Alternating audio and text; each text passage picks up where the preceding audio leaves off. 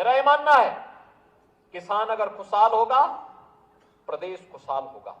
उत्तर प्रदेश जैसे राज्य में जहां पर धरती अत्यंत उर्वरा है, जल संसाधन प्रचुर मात्रा में है, देश के अंदर 16% आबादी, लेकिन 16% आबादी में 11% हमारी एग्रीकल्चर से जुड़ी हुई लैंड है और देश की कुल कृषि से जुड़ी हुई भूमि में से 11% लैंड होने के बावजूद हम 22% से अधिक खाद्यान्न का उत्पादन अकेले उत्तर प्रदेश से करते हैं। ये हमारी उर्वरता को, यहाँ की उर्वरता को प्रदर्शित करता है।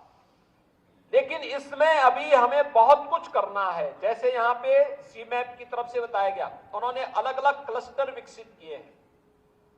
इन क्लस्टर को विकसित करने में हम सभी 89 कृषि विज्ञान केंद्रों में भी क्लस्टर विकसित करके वहां पर हम लोग नए तरीके से किसानों के समूह को आगे बढ़ाने में योगदान दे सकते हैं।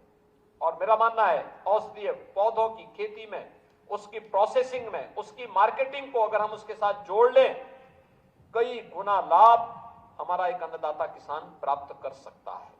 परंपरागत खेती में अगर 1 एकड़ में एक वर्ष में वह 20 से 25 हजार रुपए कमा रहा है, तो औषधीय पौधों की खेती में वही किसान 1.25 लाख से लेकर 1.5 लाख रुपया 1 एकड़ खेती में कमा सकता है।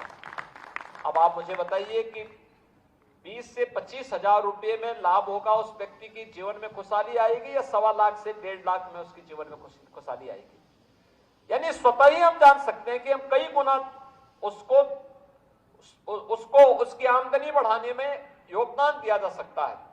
और इस दिशा में जो प्रयास सीमैप और अन्य केंद्रीय लेबोरेटरीज के द्वारा यहां पर प्रारंभ किया गया है, मुझे लगता है कि यह सभी लोग मिलकर के अगर इस कार्यक्रम को आगे बढ़ाएंगे तो इसके और बेहतर परिणाम आएंगे।